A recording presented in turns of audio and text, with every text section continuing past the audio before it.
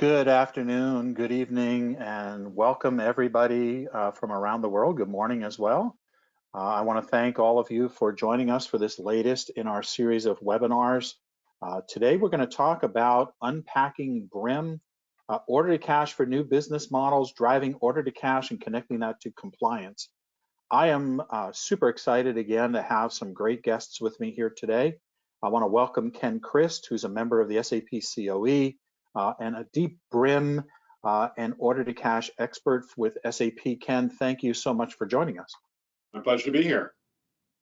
And then my colleague and friend Jacek Dudkowski is here. He is a member of the Bramasol COE, director of our services organization, and a deep expert on revenue recognition. Been doing this, Jacek, for a long time. So welcome, Jacek. Good to be here, John, and welcome everyone. So with that, let's just dive right in. I'm going to talk a little bit welcome to everybody. Welcome to all of you who've joined. We have a whole bunch of people from a lot of different companies here. So I'm looking forward to a really exciting opportunity. Please do remember, this is being recorded and we'll talk about that. We're going to dive into, we'll just set the nature of the digital solutions economy, and we'll talk about the changing nature of the business model to really set the stage for a conversation about unpacking BRIM, talking about BRIM, how BRIM enables this economy and enables this flexible model that we'll talk about, and then connecting that to revenue accounting and how companies are doing that. And then we'll touch on the cloud, because what would a conversation with SAP and a conversation about technology be without the cloud? So we'll do that. Some housekeeping. Just a reminder that the session is being recorded. We record all our sessions, so feel free to check it out later on if there's some things that you want to re-examine or you want to share the conversation with other folks. It'll be recorded. You can download that, and I'll show you that. Again, ask questions throughout. We will have a question panel. You can open that up on your display screen, ask questions. I'm expecting, based on the audience I see here, a lot of great questions, so feel free to ask those. And we'll pause for a moment at the end, just in case there are any questions as well. And then a reminder, check out our other webinars. We probably have almost a dozen now on, or more, on the digital solutions economy, the evolution of digital solutions economy, and BRIM, RAR, and many other aspects. And tomorrow, by the way, we will be doing an Ask the Expert session on FICA, which is FICA, which is contract accounting, but really focusing on collections and some of the activity that goes around collections, disputes, et cetera, in FICA. So look forward to that. You can contact us through various methods, bramasol.com. We have a new website, new cleaned up, so go check that out. There's lots of new content on BRIM up there. I encourage you to check out, and join us on Facebook, LinkedIn, or through our videos on YouTube. There's over 100 different videos up there of various subjects related to revenue accounting, BRIM, treasury, leasing. So check those out. Or you can subscribe to our podcasts.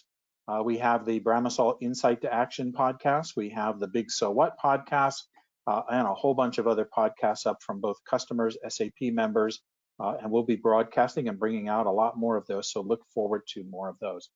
So with that, we're going to dive into the digital solutions economy and BRIM.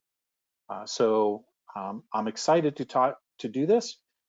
Let's talk about, and I thought it would be helpful, and we'll build this slide out to really give you a sense of when we talk about the digital solutions economy and this evolution and why this is so important. Well, it's important because we are seeing a lot more companies moving to subscription models or something as a service or outcome-based models. And those include anything from, what we talk about, XASS, something as a service. For example, SAP Rise with SAP is really business transformation as a service. But you can get SAP as a service, you can buy lots of software, but so many others of the products and services that we enjoy every day have accelerated those models due to COVID, but are enjoying newfound revenue streams with these models, whether it's managing dynamic pricing models, Uber's an example, certainly airlines, outcome-based models. Ken, I was, real quick, I was fascinated by the idea of an outcome-based model that you hinted at earlier today when we were talking. Imagine fertilizer or agricultural equipment as an outcome-based model where it's based on yields of a field, and that's how you pay for your model. So that was a really cool one that I hadn't really thought about before. So I think the importance is to understand how companies are moving into these different models, whether be they subscription or usage-based models. So with that, what I'm going to do is we'll dive right into the meat of this and talk about it. As I mentioned in the previous slide, the digital solutions economy is moving from transactions to relationships. It's shifting this model away from a pretty structured model in which we look at you bought something, you paid for it, we know what the price is, to a series, and it's a series of these one-off transactions to a relationship-focused model. Ken, I know you're spending a lot of time with customers these days talking about how they're implementing these models and what these changes mean to them. Maybe you can comment for a couple of minutes about what you're seeing in the marketplace and what this means. Yeah, thanks, John. What we're really trying to counsel our customers on as they look for this is that you really want to take that idea of a relationship to heart, and by that we mean that yes, I am starting some kind of a recurring billing capability with you, but really when we look at it, especially from SAP's perspective, we use the LACE model: land, adopt, consume, and expand. At the heart of it, what it means is the point at which I start the relationship with you, in most cases, is not where I want that relationship to remain for the continuum. I want to be able to upsell, cross-sell. I want to make sure that I've got all the elements in place for customer retention. And there's an ongoing back and forth that needs to take place as part of that. What that means, though, is that I need to start to build my models from a monetization perspective with the flexibility to have that starting point, which might be less than what it was in a traditional transaction environment. Transactionally, I'm going to want to maximize the amount of dollars I get out of the customer because it's a one and done relationship. With a relationship model, I should have the freedom to say, I can get you in at point A, fully expecting, based upon my research with you, that you will be migrating to point B, C, D further down the road. Now, this means two things. Number one, as we'll talk about in the next couple of topics, I want the flexibility of my models to support those negotiations with you as that part of that starting point. But it also means that I need to have the flexibility to make the changes throughout the life cycle without constantly ripping and replacing the contract that's representing our relationship. I need to be able to flexibly mold that. From the revenue recognition side, though, that means I need a host of more information, starting with, in SAP's terminology, that concept of the provider contract, to record where I am in that life cycle, as well as keep an audit trail of where I've been, and be able to hand that information off with the actual generation of the revenue from one-time, recurring, and some type of consumption, usage, or event-based pricing, all flowing down to the back end, so that we have the intelligence to understand what's in the bundle of products and services that I'm offering currently, what are the entitlements that I've exposed to that, and how is that reflected in the revenue that's flowing through. Jacek, I know that's the kind of things that you're concerned with on the back end from a revenue recognition perspective.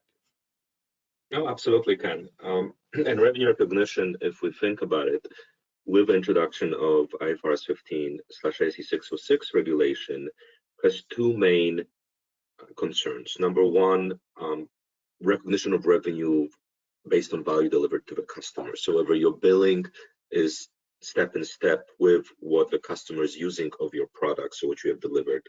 And that perhaps is not as hard to achieve when you think about usage-based models that we see in BRIM, type solutions within SAP and the digital social economy, because you basically build a customer for what they use. That value has already been delivered. But the other complexity comes into the allocation requirement that came with the regulation, that you need to then assign a standalone selling price or fair market value to each of the products you deliver, and then allocate the build revenue accordingly. And to your point, if your relationship keeps evolving with your customers and the range of products or your product portfolio that your customers use is ever changing with this relationship, then the allocation revenue among these products is always constantly changing and evolving. And that becomes a challenge in terms of reporting, in terms of disclosure reporting. Obviously, posting GL is one part of that. So what we're seeing there is as we move to these more flexible solutions, the flexibility of how you report them into the regulators, again, 606/IFRS 15, also has added complexity and needs to move sort of with the same flexibility. Right, and I think, Jacek, when we all spoke earlier, the thought I had was the way you put it, and I thought it was so good, is this model or this business model that we talked about is driven by the need for flexibility, yet the ASC 606 and IFRS, the regulations, and of course, the process is totally antithetical to that. It's totally the opposite of that, right? It wants certainty, and so it's that trade-off between the two that creates some of these challenges in projects, right? Absolutely. And it's not a totally inflexible model. Obviously, there's a lot of there's allowance in the regulation for you to estimate most likely outcomes, to estimate the likely revenue, for example, in variable consideration space, to estimate the likely compensation you will receive.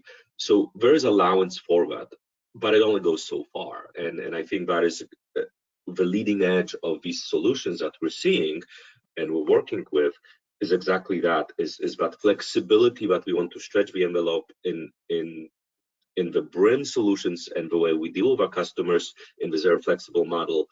That's pushing the envelope of the way we report on that and the revenue recognition on that within the farther, sort of deeper in the tool sets in the SAP space, but also non-SAP products as well. We're all dealing with the same sort of rules for the revenue reporting.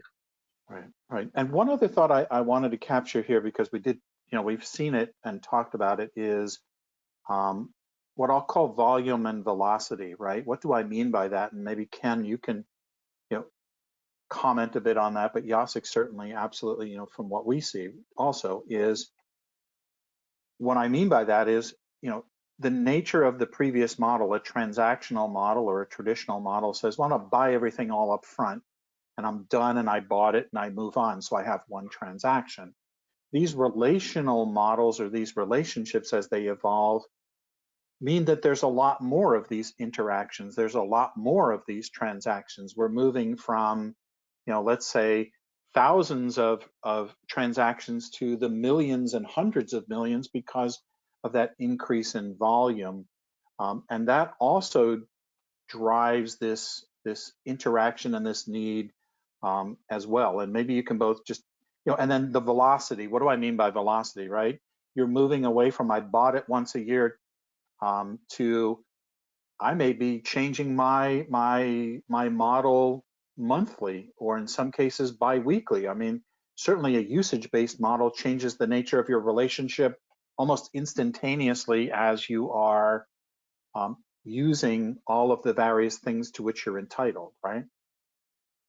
Yeah, but I would draw a differentiation between moving between usage tiers, which are already pre-built into your model, or some kind of enablement within an existing plan, versus the ones that I would consider to be part of an actual change process, meaning contractually, I'm recording something different. I'm either having an add-on product or I'm upgrading or downgrading my level of service, something that contractually is going to potentially change the way in which we're monetizing that relationship with the customer. As far as on the volume side, yeah, absolutely, we see that in the arena of usage or consumption processing, where we've got customers recording billions of records under their contracts, and all of that revenue data is then flowing downstream. In the B2C space, we do see customers that have hundreds of millions of contracts that they're managing and maintaining. But I would make the assumption that on that contractual side, there's probably less data being generated from the contractual changes than the overwhelming data that we're seeing, on the usage and consumption side of the coin. Yeah. So, yeah. Well, that's an interesting point. And Jacek, I'm gonna ask for your thoughts on that for RAR, because certainly from a revenue accounting, we have the CC, the classic and the optimized. But Ken, you're right. However, what I've also seen, one of our clients, for example, Vivint, has seen a substantial increase in the number of contract changes and modifications as they allow customers to modify and add services, subtract services, change them as they go on vacation. There's a lot of different options there. So while I agree with some of what you said, I think there's also in the B2C space in particular, as we engage media companies, telcos, home security, home management companies, and others, we're starting to see a lot of changes and contract modifications, and the flexibility of BRIM and RAR together to enable that have been important. So, Jacek, any thoughts from you on the volume side of that? Well, and absolutely, and again, revenue recognition space, and whether it's RAR or any other tool, the 606/15 regulation brought in the contract combination rules in terms of either prospective or, contract modification, either prospective or retrospective accounting for those. And those include contract modifications as well as combination.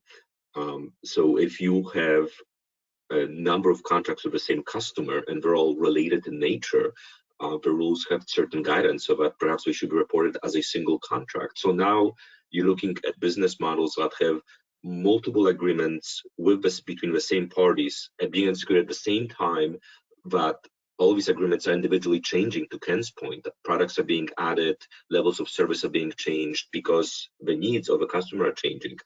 So your regulatory requirements to report on those, whether as a unique set of transactions or as one combined transaction, one quote unquote deal, could be changing as well. So the tool has to have the flexibility to address that, to move performance obligations between various contracts, to modify their prospective or retrospective accounting on the contract change. So all that data between the two solutions is obviously very rich, and it's a fairly thick pipeline compared to what we saw in the classical revenue recognition SD model SAP that we all kind of maybe came out of in the last 10 years. Absolutely. So that's a great segue, by the way. Thank you for that. Let's talk about that for a moment. So Ken, the question comes up, we talked about it earlier and we hear this all the time. Hey, you know what? SAP SD handles this, or handles, subscriptions. Why BRIM? What is it about BRIM, and what are the components of BRIM that I care about? But first off, why is BRIM so well suited to this flexibility, this kind of an economy?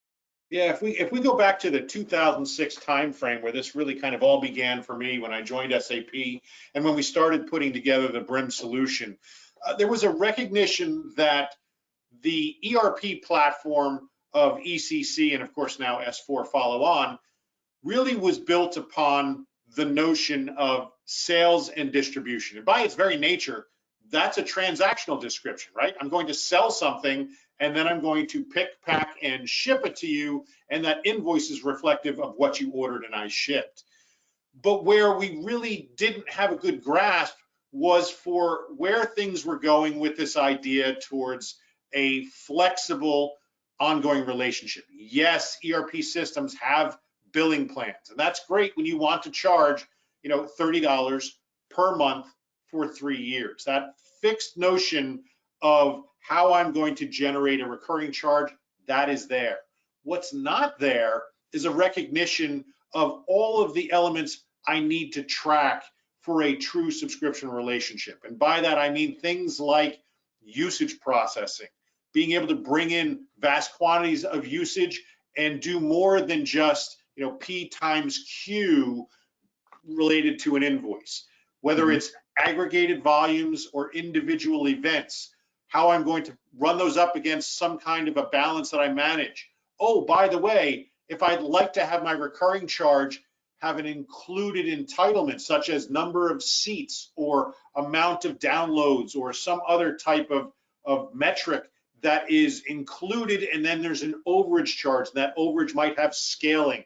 None of these concepts are native to a traditional ERP system with its notion of sales and distribution. So there'd be a large amount of lifting in terms of custom capabilities or mutation of things like resource-related billing out of professional services to make that happen.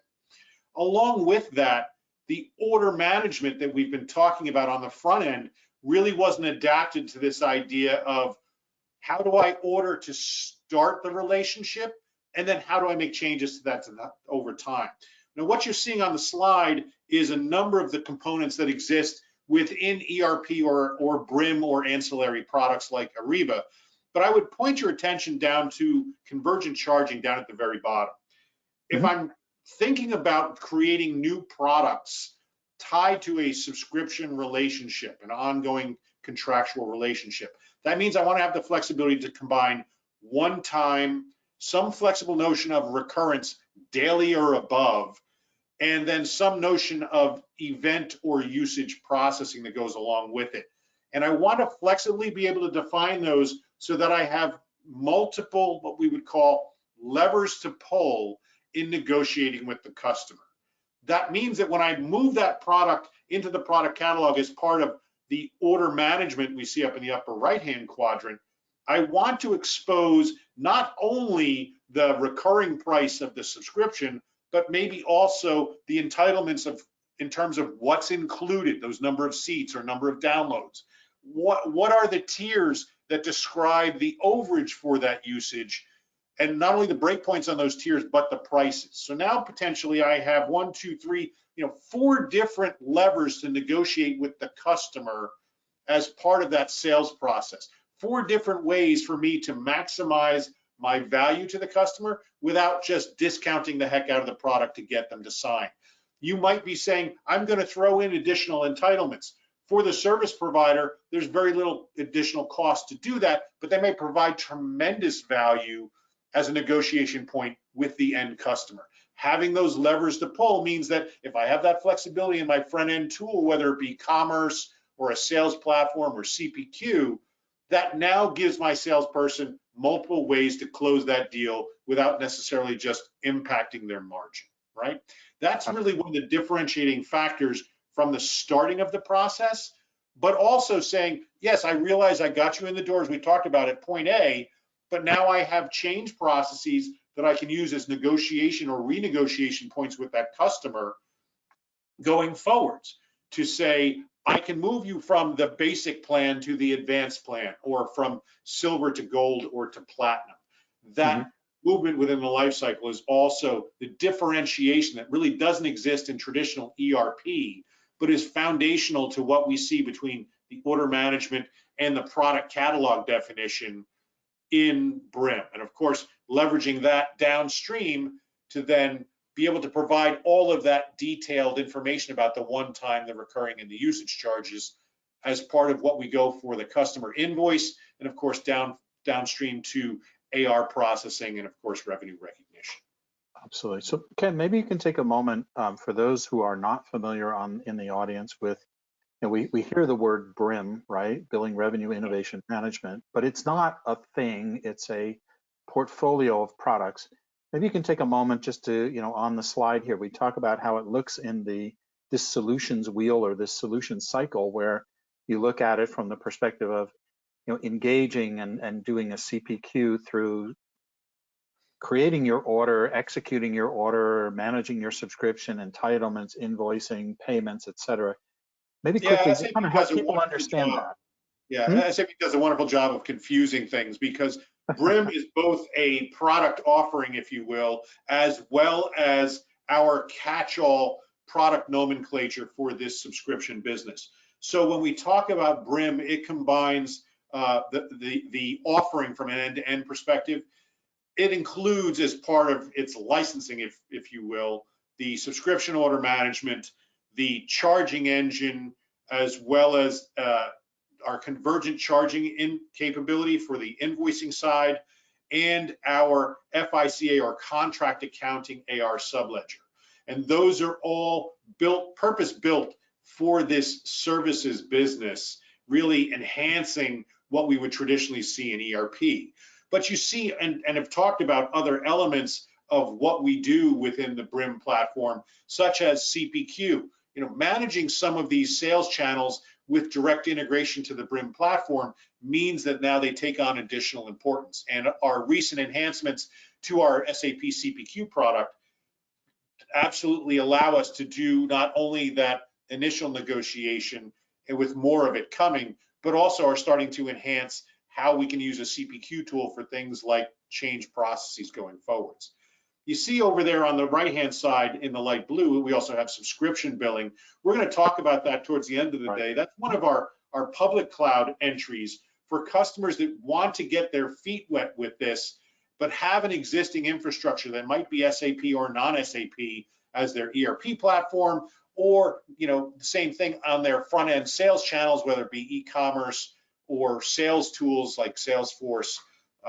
We want to be able to provide this ability to enhance or extend those capabilities to offer this flexible notion of a subscription contract process. So it manages those aspects of generating the data, understanding the contract, handing that off as billable data to be invoiced in your existing ERP platform, and then of course, flowing down into revenue recognition.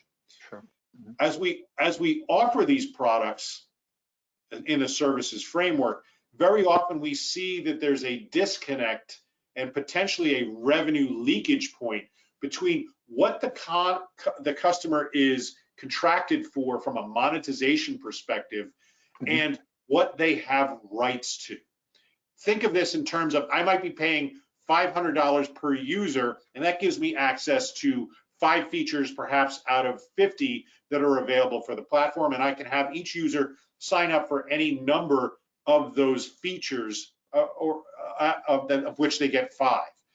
So that's where we see entitlements management come into play, where the monetization is really tracking the number of users with the price, but then the entitlements are saying, no, I have a record for each user that says which of the 5 services out of the 50 they're actually using for that license fee. And the tight integration between the two means I now have a system of record not only for what they're paying as a customer, but what they are utilizing as far as their rights and what they have access to. Right. So that's how entitlements management fits into this as well. All right. And then on the back end, of course, you have RevRec utilities that are part of the standard SAP offerings as an S4 perspective, and of course our ancillary capabilities around things like accounts payable, our payment management that we integrate with, and of course things like banking and treasury.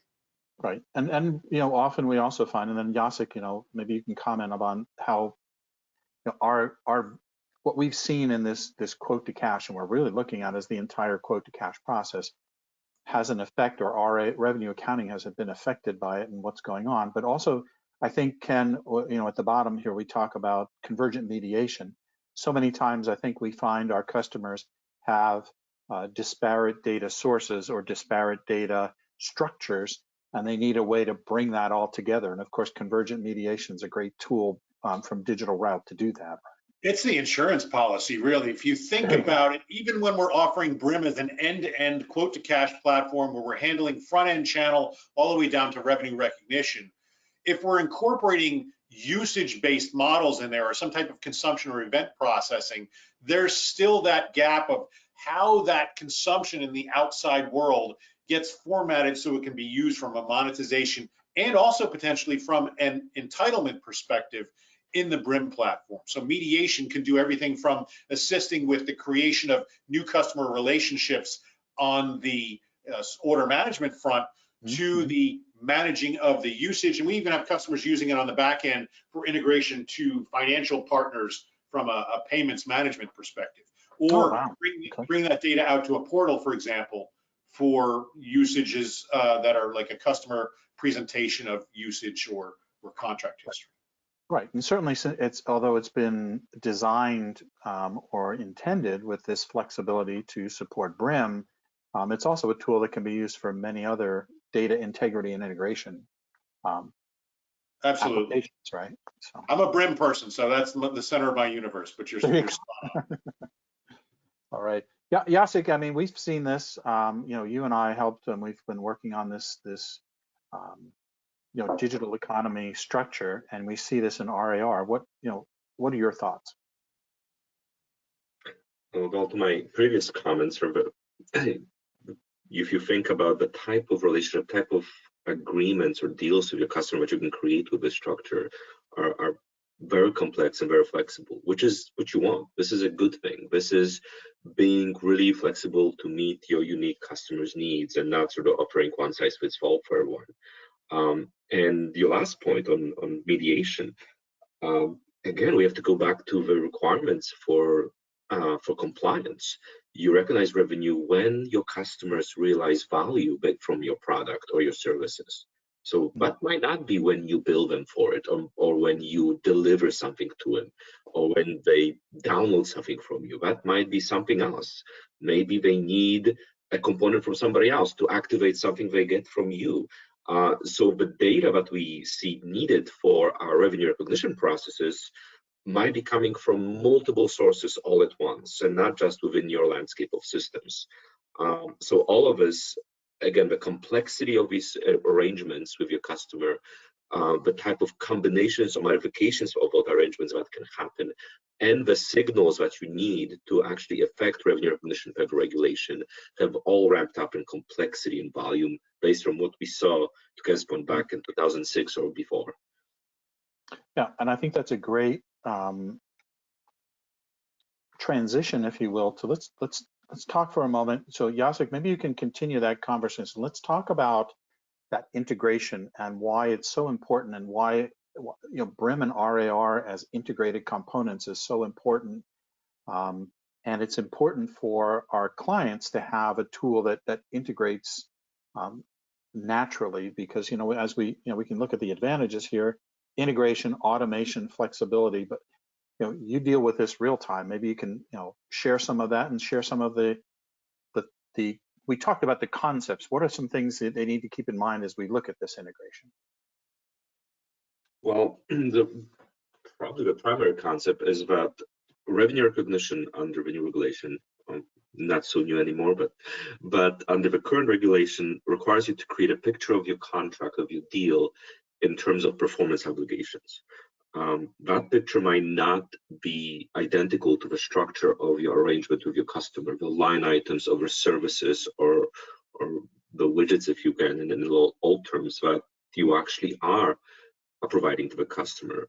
There might be things in there that are required to be carved out. Think of long-term warranties, which are embedded in your products. However, they have a separate market value, and the accounting regulation requires you to carve it out. So what we're talking about here is, again, a structure complexity that needs to be managed, and the data that creates that complexity and allows that structure to also evolve and change as your relationship with customers evolves, as it gets more complex, as they use more products out of your portfolio, use them in different combinations, as you charge them differently for those combinations. So we're talking about data coming out of the BRIM solution, convergent invoicing, provider contracts. We're talking about data that is probably significantly richer than what we see in classical SD, to Ken's previous point, where we all sort of maybe came from many moons ago. And with that, that integration and the integration of external sources, which we mentioned in the previous slide, we're moving now to a very active environment that constantly has significant interfacing, significant data needs across. So the IT folks among the audience, and myself included, right, we're thinking how to solution for this, how to make sure all the right data, all the right reporting, all the right signals get where they need to go. The solution there is, don't want to say challenging, but does require and due diligence, does require a good amount of work to make sure that we get it right and that allow it to scale, but we don't kind of keep ourselves in the old, here's my order, go deal with it type of environments, but allow it to scale, allow these structures to, again, evolve as the relationship evolves. Mm-hmm. Mm-hmm. And So, yeah, John, from my perspective, you know, what we're seeing is we can have customers that are using us as an aggregation point for just invoicing. You know, where we say we have this repository, the billable item repository, and we're taking priced and rated transactions from across the enterprise, bringing them together on an invoice and, you know, sending that to the customer to collect the revenue.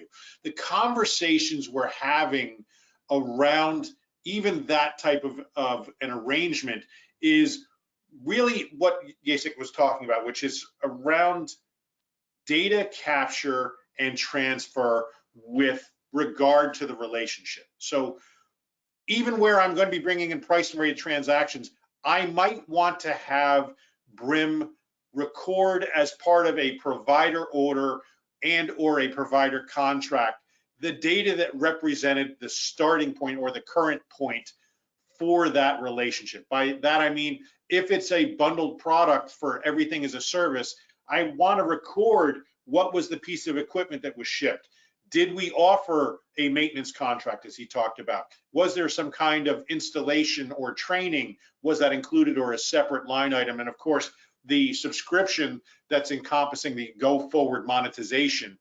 The understanding of that initial order or quote, we even have a solution quote object for managing that through the downstream fulfillment, whether that generates revenue or not, that in combination with the provider contract is providing valuable information for the recognition process. And so we see those conversations taking place even where we might not be using that as a jumping off point for how we're going to be doing pricing and rating, just because we want to be able to capture that data for downstream use. Exactly. And I think one concept that we discussed earlier, and Jacek, maybe you can touch on, there's two key aspects as you think about this uncertainty and flexibility. One key area that, you know, as you think of the 5-step model, and the key aspect of the 5-step model is, you know, the transaction price, right? So there's, how do you define that, and what is the transaction price when you don't actually know what it is, right? And the second piece then is, once you have the transaction price, of course, you know, you're required to allocate according to the rules and have a standalone selling price. Well, how do you do that, right? And what does that relate to? And maybe Jacek, you can talk for a moment about that. Well, and this is a thank you, John. I think this is again the point of evolution. The transaction price keeps changing because you can take a guess of what your customer will use. You can take a guess of what power combinations they will want or use in the future, but at the end of the day, you might not be correct. So you're looking at a situation where you set a certain value and the guidance allows you to do so. The guidance allows you to take a guess, but then you have to change it as soon as you have sufficient evidence for the change. And we're seeing that all the time. We're seeing with customers using different tiers of services because what they thought they would need doesn't turn out to be true. They need more, maybe they need less. We're changing things. To Ken's point, you know, maybe you go over a certain amount of units usage per month, and that triggers something like a material right or discount right on something else. You have all this flexibility to build these deals, and all of these have revenue recording implications. If I trigger a material right for you to purchase some other product at a discount, once you reach a certain level of usage, I need to show that material right as a separate performance obligation per the accounting guidance. So the structure of the revenue contract that these tools like revenue accounting or RER in SAP need to create based upon the transactional structures that we see in BRIM or other sources. So again, we're talking about an evolving structure that needs to be flexible, but also has certain guidelines, right? There's certain guidelines of what you can and or should not do in terms of showing revenue versus fair market value versus type of recognition. what type of changes is considered prospective versus retrospective change. Guidance is fairly clear on that as well. So we're seeing all these rules interplay. And I know I'm sort of keep pounding on this point, but we're basically seeing a much more complex model than we've seen just a few years ago. Absolutely, absolutely. And it's that complexity and density, as we say, it's complexity, the nature of the relationship, but then how many performance obligations per se are either in there or are almost, as you might imply here, are implicit, right? You may not see them in the operational aspects of an invoice. I might have a one-line invoice, but that one-line invoice includes 100 items, let's say. And so how do you manage that from, an RAR, a revenue accounting? Because at the end of the day, and I think interesting point also, Jacek, is, at the end of the day, we're here to enable through BRIM and the BRIM portfolio, the order to cash solutions that we have, this new model, but that new model still has to report and disclose. And so some of those things are challenging, and how do you gather that data together? And I think the integrated nature of how SAP has built BRIM and RAR to work in an integrated manner, and the flexible front of it. So we talk about, Jacek, and maybe again a comment on this. We talk about RAR, and we're saying, well, it likes things in a box, but the reality is it's been built in a flexible way on the front end using the adapter reuse layer and using all of the different tools on the front end to be a little bit more flexible, right? True. But however, it's one of those yes and no answers. Yes, right. It's built to be flexible from multiple sources. Yes, you can bring a lot of data into it as long as you fit in a certain business object. Sort of think of it, an order is an order, regardless of it's an SAP-based system or something else, with certain key business characteristics to that data package, if you may, that should be fairly common. However, at the end of the day, there is still the 5-step model, which is the sort of of it, and that says determine your contract, determine the transaction price and performance obligation, and then also the disclosure reporting going into the future, as well as the past and changes in that.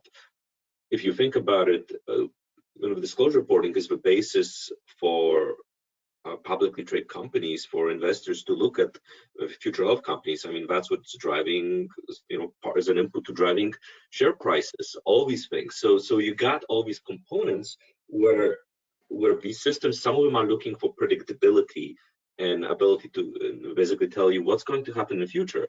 On the other hand, you got the other set of forces pulling in the other direction, saying, look, I don't want to lock you into a plan. I don't want to lock you into a relationship that is defined. I want it to be, as you need it to evolve, it will evolve with you in real time, and I will do what I need to do for this relationship when you need it. So you have sort of systems playing at these, I don't want to say absolutely opposed, but somewhat conflicting directionally paths. And you need to figure out how to manage that. You need to figure out how to get them to work together and obviously provide what both of them need to do. On one side, the flexibility of your relationship with your customers and ability to provide the right products at the right pricing and the right combinations and when they need it. On the other hand, the revenue reporting that needs to sort of look into the future, but also do a value allocation between the various things you provide based upon the regulation. Right. Yep. And how do you identify and link those pieces? I think we see, I know you see a lot, but we see a lot. And maybe Ken, you can comment on this on the upstream side, which is the linkages, right? You have an order, but maybe that order combines components of 4 or 5 different elements. It could be, as you said, a product, a service, a maintenance or a warranty, together with entitlements for other things upstream, or even there's professional services that are delivered on a % of complete basis. And how do you integrate all of that together and link them and tie them together? And BRIM certainly is one way to do that. right, Ken? Yeah, I mean, the key here is how do I automate that stream, not only for scalability, but more so for the audit trail, right? I want to be able to say, oh, don't start the subscription service if the installation hasn't been completed. If the piece of equipment that you set up on site isn't ready to go, you really have no right to start charging the customer. So it becomes, this audit trail of here's what was contracted, here was what was already done. Tying that together in a single framework is probably the holy grail. And it really is one of the secret sauce elements of what BRIM brings to the table, is that idea that, hey, because it's embedded as part of an ERP platform, it has ties to those pieces of inventoried equipment. It has ties to the service management aspects, both for the contract that's going to represent the break fix going forwards, as well as things like the installation or the training that goes along with it. Being able to have that all starting from one version of the truth, which is that single order, and being able to drill upwards or downwards in that stream really is, like I said, that is the holy grail of approaching everything as a service. Great. So why don't we segue? So, a lot of complexity here, a lot going on. We see a lot of the larger companies, SAP has it, and we have, very large customers. Certainly the Apples, the Autodesks, some of the largest companies in the world, Google and others, we're working with on many of these issues and challenges. But the subscription economy isn't for just the biggest of the big or the complex. There are, as we know, Ken and Jacek, who's driving innovation is really the mid-market and the companies that are evolving and creating new models, and the businesses. We mentioned several companies that 20 years ago or so didn't even, some didn't even exist, and are true leaders in our business today. And we're looking at them and the mid-market for companies that are evolving their business models. And SAP offers some cloud-based solutions that allow you to sort of, as you said earlier, can dip your toe, if you will, in this space. Yeah, the operative word of what you have on the screen is extend, right? You've got existing elements of your infrastructure. You're not necessarily transforming your entire business like an Adobe to say, I'm no longer going to sell shrink wrap software via my distribution partners at all. I'm going to offer it wholly as a subscription. And how do I get there? A lot of companies are saying, no, this will be an additive revenue stream. Or in some cases, we had a conversation earlier today where the prospect was saying, I actually want to offer subscriptions as a methodology or a loss leader to getting them to buy more of my consumable product, right? It was a way for them to say, I need to recoup my costs for this element of business that right now is not a revenue driver, but it absolutely is helping us with our core product to get more of it in the hands of our customers. And all of those reasons are why you might want to extend your existing platform, and things like subscription billing, which again is that engine that sits between your front-end tools and your back-end invoicing and AR capabilities, and says, how do I manage that recurring relationship? How do I process that usage and generate usable billing data and tie that into things like revenue recognition downstream? How do I manage the rights for my monetization, whether it be a one-time sale, frankly, or whether it be a subscription? Entitlements management really is that system of record for acting as the recording of what the customer has rights to at any point in their life cycle, and using those as event-based triggers to let downstream systems or individuals know about upcoming renewal contracts or changes in service that need to be provisioned immediately. It becomes that gateway to taking action from understanding where a customer is and how they're using the services you're providing. And of course, migrating the data from that existing platform into these new components or other elements of your architecture is what mediation brings to the table. Jacek pointed up a great point that I had overlooked. Really, one of the real strengths of mediation is not only in the transport of point A to point B, but the fact that on the fly, yes, it can do things like validation and deduping of data, but it can recognize that data is incomplete from the initial source, and it can on the fly go out to other sources and enrich that data record before it transmits it down to one or more back-end points. So that means that when it comes in the door, it says, I have data set A, I need to add information from data set B in a completely different source, and then transmit that down to my final destinations. That's really the value that mediation provides. And all three of these can work standalone or in conjunction with each other to provide, elements of this subscription economy to our customers where they've already got resources, whether they're SAP or not, that they want to leverage. Yep, and we do have a question. I'll get to it in one moment. So I didn't forget your question. Jacek, any thoughts on that as well? No, I think I've said it perfectly. I mean, again, multiple sources, multiple items across the board, complex models going forward. That's sort of the world we live in. That's the digital solutions economy. Right. Mm-hmm. Well, and certainly SAP offers, we focused here on the BRIM solutions, and I probably should have been remiss in looking at, BRIM+RAR, event-based revenue recognition in the cloud, which is a great tool for some organizations to use who have specific models and want to do services-based models are fairly straightforward. It kind of fits very nicely, if you will, with subscription billing. And then there's contract-based revenue recognition, CBRR, that sits in the public cloud as well. So the point being, for companies beginning that journey, certainly SAP offers affordable and quick ways to get in and start moving your model. Ken, the question that's here, and I'm going to direct this question to you. It says, does BRIM allow for the bundling of subscriptions, consumptions, and project accounting, quote unquote, in all one solution, quote? So yes, there can be the concept of tying together anything that would normally be supported by sales and distribution as a component of what goes into that solution quote and is disseminated downstream. So there aren't really restrictions there.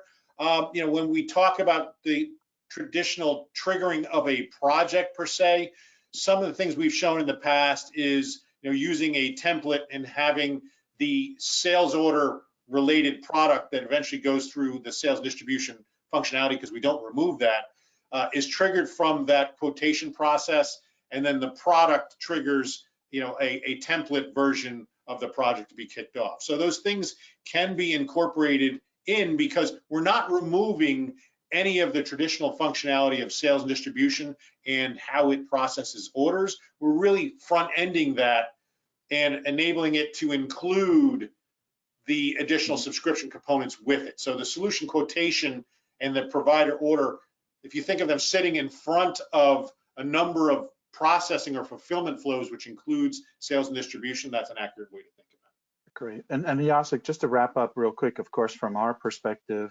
revenue accounting allows for different approaches to the project accounting, as we say, the percent of complete, right?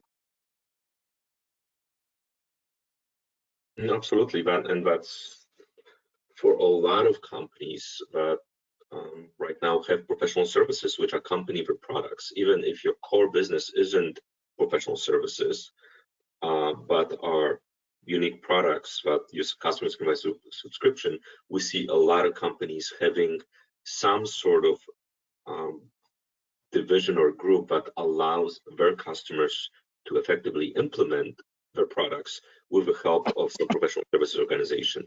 And professional services, as we know, has classically been recognized on percent of completion projects, which are based on, for example, hours planned versus hours billed versus hours planned. And those solutions are a big part of what we're seeing connected to or BRIM or in the cloud to other solutions. And as we know, professional services versus projects versus WBS planning. So there's a whole set of solutions which manage that part independently as well. So again, you're looking at a sort of an active integration pipe between the two. Right. Okay. So with that, we're running out of time. I'm going to wrap up quickly. relatively quickly, I want to thank everybody. Thank you again, Ken. Always a pleasure to speak with you. Your knowledge of the solution area and all of this is just, I learned something, and I love talking to you. I learn something every time. And Jacek, again, you have, your perspective, and we bring all of these different perspectives. I love the traditional view of, okay, so we had SD, now what's different? So thank you for bringing that in. I just want to wrap up and say, look, for everybody, BRIM is a powerful platform. It's not a solution, it's not a piece of software, it's a platform that drives flexibility and scalability, integrated with core SAP, but integrated with lots of other solutions. And as you saw from the solution cycle that we do, you can absorb it and take it on different ways. Many project challenges here address the need of revenue accounting to be defined and precise, and yet reconciling that with the uncertainty and flexibility required for DSE. What I mean by that is think about and sit back and understand that while we need to have the needs of revenue accounting for precision, how do we deal with that in an imprecise environment like the digital solutions economy, like subscriptions? And you want to have a partner, you want to have a solution like SAP and Bramasol who can bring that all to you based on experience with some of the largest and most innovative companies in the world. So with that, again, Ken and Jacek, thank you both very much for your time. I sincerely appreciate and always enjoy the conversation. Thanks, everybody. It's been a pleasure. It was my pleasure. Take care, Okay, everybody. Thank you so much and have a great day, everyone. And thank you for joining the webinar.